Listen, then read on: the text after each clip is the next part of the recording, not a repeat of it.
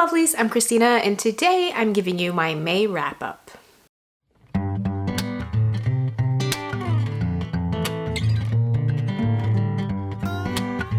Now for the month of May, I got through 1, 2, 3, 4, 5 books and I have no one to show you. It's all been audiobooks and one book on my Kindle. And throughout May and the beginning of June, I read The Priory of the Orange Tree. So that chunker was with me all the time. But other than that, let's jump into it. So the first book I listened to on my Audible in the month of May was The Girl He Used to Know by Tracey, is it Jarvis or Garvis? Graves. This is a story about Annika. She struggles a lot with anxiety and it is a story about her and her romantic relationship with Jonathan that she had at university. We early on understand in the story that her anxiety and her kind of mental state is challenging and something happened with her and Jonathan that made them break up and haven't seen each other for a really long time.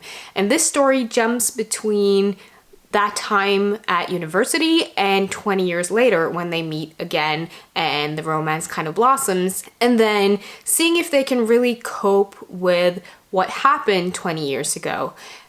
It was just a brilliantly written story. It tugged on my heartstrings. It touches on some really sensitive subjects as well as some really important subjects when it comes to mental health.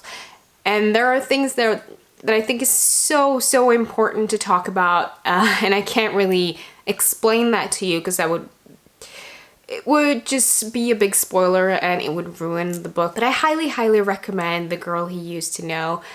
It's a really sweet romance, but it has a lot of depth to it and it made me bawl my eyes out. I ended up giving it 5 stars.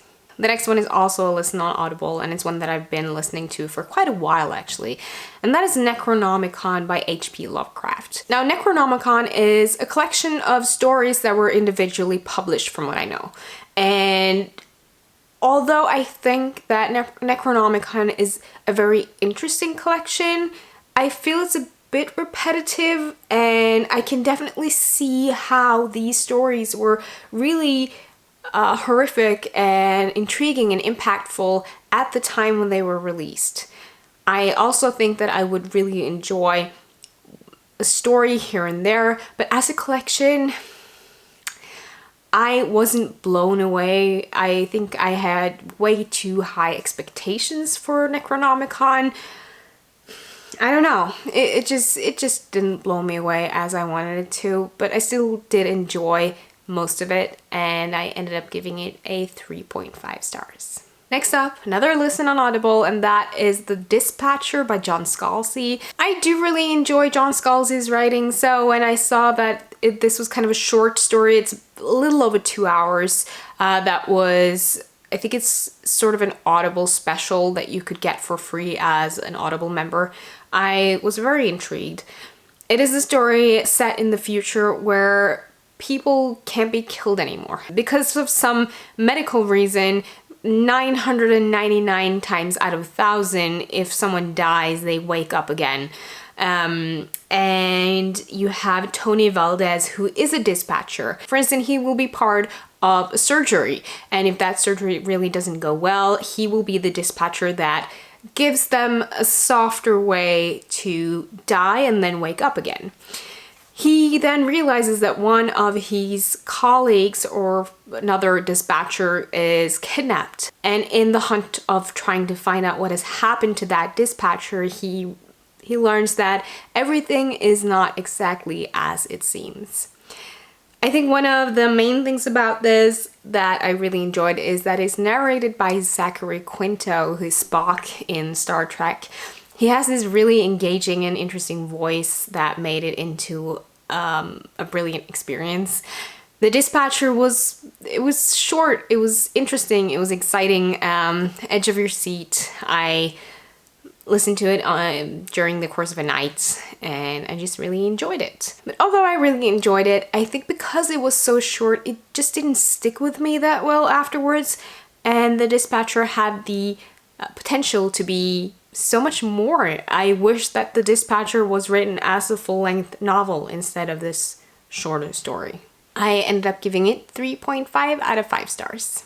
Next up, we have another listen on Audible, and that is The Good Girl by Mary Kubica. I think this one was also a free listen some time ago, and I've had it in my library for a long time, and I was just scrolling through looking for something new to listen to. And this is sort of a crime mystery. It is a story about a woman who is kidnapped. And the interesting thing about this, it's told from the perspective of everyone but her. So you have the perspective of her mother and also the perspective of her kidnapper, which was a very interesting way of going about sort of a mystery story of kidnapping. I found this story to be intriguing in the beginning. I had a bit of issues with the ending, but all in all, it was an interesting mystery thriller kind of listen. I, for one, am not a big fan of crime and mysteries. I wasn't bored, but I didn't love it. And as I said, I had some issues with the ending of the whole thing. It was okay. I ended up giving it 3 stars. Now, the last book that I read is not an audiobook, but one that I read on my Kindle. And I buddy read this with my good friend Alex. You should definitely go check his channel out. He has these wonderful reviews of the Twilight movies. Highly, highly recommend you go check that out. But we read Undead Redhead, a zombie romance with a vegan twist, which was written by Jen Frankel.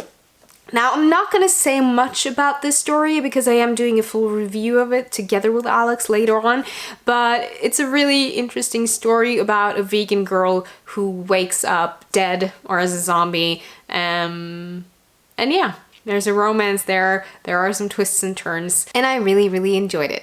I will talk more about it later, but for now, you'll know that I gave it a 4 out of 5 stars. So there you have it. Those are the books that I got through in the month of May. Let me know if you've been reading anything interesting lately. As always, I would love to know. Thank you for watching. Don't forget to give this video a thumbs up if you liked it and hit that subscribe button if you haven't already. And I will see you in my next video soon. Goodbye!